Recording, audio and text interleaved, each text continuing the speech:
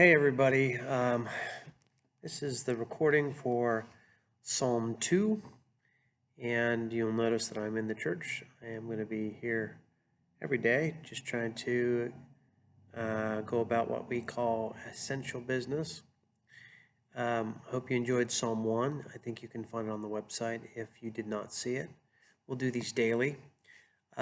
This is Psalm 2.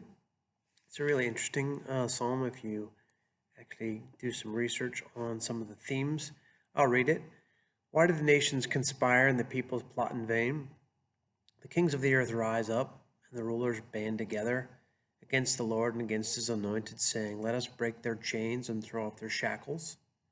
The one enthroned in heaven laughs. The Lord scoffs at them. He rebukes them in his anger and terrifies them in his wrath, saying, I have installed my king on Zion, my holy mountain.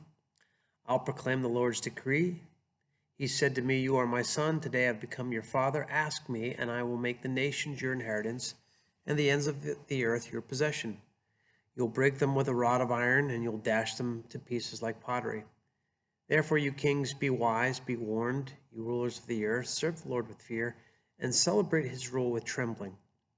Kiss his son, or he will be angry, and your way will lead to your destruction. For his wrath can flare up in a moment, but blessed are all who take refuge in him.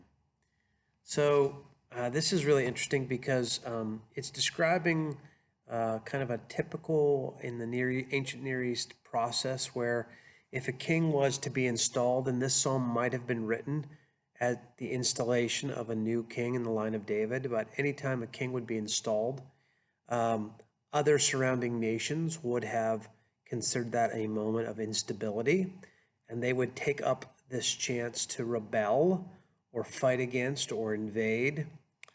So let's say you were a ruling empire and you had a new king. Well, kings of vassal states might band together to fight you to try to reclaim some independence.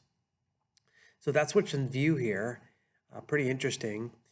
And the idea here, a lot of people just jump quickly to think that this is speaking about Jesus.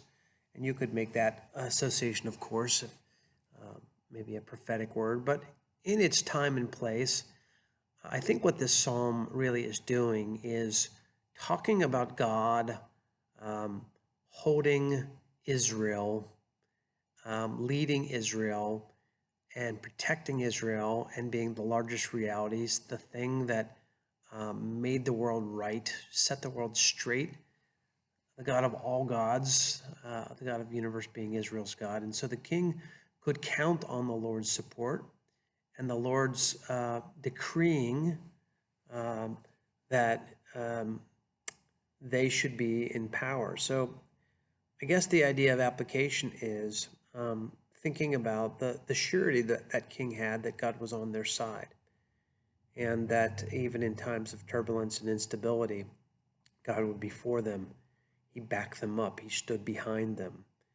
I think that if we were to think about in the current days, the last line, blessed are those who take refuge in him. This is the idea I think we can take to heart. Is like, okay, we're not kings. We're not installed. We haven't just come into a new kingdom. But the truth that's spoken behind this psalm is that God has our backs, that God is with us. He's the one who secures our existence. He's the one who's committed to us. He's the one who is sufficient for us. He holds us in his hands. So that when threats appear, when fear arises, I love this idea that in some ways we can proclaim that God has us. Even in these days, God has us. We have nothing to fear, and we can take refuge in him. So on this day, as you think about the things that you're facing, isolation, loneliness, job insecurity, health insecurity, read the psalm and really let it set your heart as to the reality that God has you, that nothing can really ultimately harm you when you're in his good care. Grace and peace to you. Have a great day.